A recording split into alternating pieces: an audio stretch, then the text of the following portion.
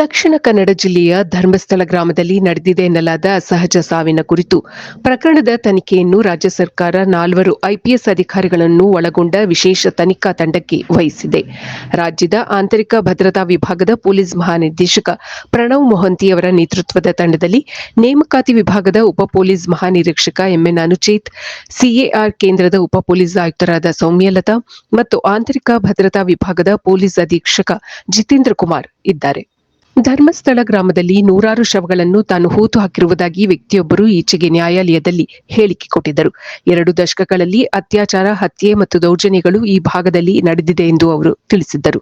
ಇದರ ನಂತರ ಭಾರತೀಯ ನ್ಯಾಯ ಸಂಹಿತದ ಕಲಂ 211A ಅಡಿಯಲ್ಲಿ ಧರ್ಮಸ್ಥಳ ಠಾಣೆಯಲ್ಲಿ ಪ್ರಕರಣ ದಾಖಲಾಗಿತ್ತು.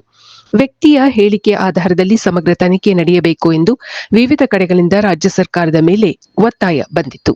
ರಾಜ್ಯ ಮಹಿಳಾ ಆಯೋಗದ ಅಧ್ಯಕ್ಷರು ಕೂಡ ಸರ್ಕಾರಕ್ಕೆ ಈ ಬಗ್ಗೆ ಪತ್ರ ಬರೆದಿದ್ದರು. ಸಮಗ್ರ ತನಿಖೆ ನಡೆಸಲು ಸರ್ಕಾರ ಸಿದ್ಧ ಎಂದು ಗೃಹ ಸಚಿವ ಜಿ. ಪರಮೇಶ್ವರ್ ಅವರು ಕೂಡ ಶನಿವಾರ ಹೇಳಿಕೆ ನೀಡಿದ್ದರು. ಈ ಎಲ್ಲ ಬೆಳವಣಿಗೆಯ ಹಿನ್ನೆಲೆಯಲ್ಲಿ ಭಾನುವಾರ ಎಸ್ಐಟಿಯನ್ನು ರಚಿಸಲಾಗಿದೆ. ಧರ್ಮಸ್ಥಳ ಠಾಣೆಯಲ್ಲಿ ದಾಖಲಾದ ಪ್ರಕರಣ ಮತ್ತು ರಾಜ್ಯದ ಇತರ ಠಾಣೆಗಳಲ್ಲಿ ದಾಖಲಾಗಬಹುದಾದ ಪ್ರಕರಣಗಳ ಬಗ್ಗೆ ವಿಶೇಷ ತನಿಖಾ ತಂಡ ಗಮನಹರಿಸಿ ತನಿಖೆ ಕೈಗೊಳ್ಳಲಿದೆ.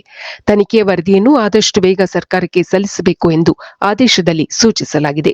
ಆದರೆ ಈ ತನಿಖೆಯಲ್ಲಿ ಸಾಕಷ್ಟು ಸಂಚಲನ ಮೂಡಿಸಿದ್ದ ಸೌಜನ್ಯ ಕೊಲೆ ಪ್ರಕರಣದ ತನಿಖೆ ನಡೆಯುವುದಿಲ್ಲ ಎಂದು ಪರಮೇಶ್ವರ್ ಸ್ಪಷ್ಟಪಡಿಸಿದ್ದಾರೆ. ಇದು ಈ ದಿನದ ಸುದ್ದಿಗಳು. ನಿರಂತರ ಸುದ್ದಿಗಳಿಗಾಗಿ ವೀಕ್ಷಿಸುತ್ತಿರಿ ಜೀನಿ ನ್ಯೂಸ್. ನಮಸ್ಕಾರ.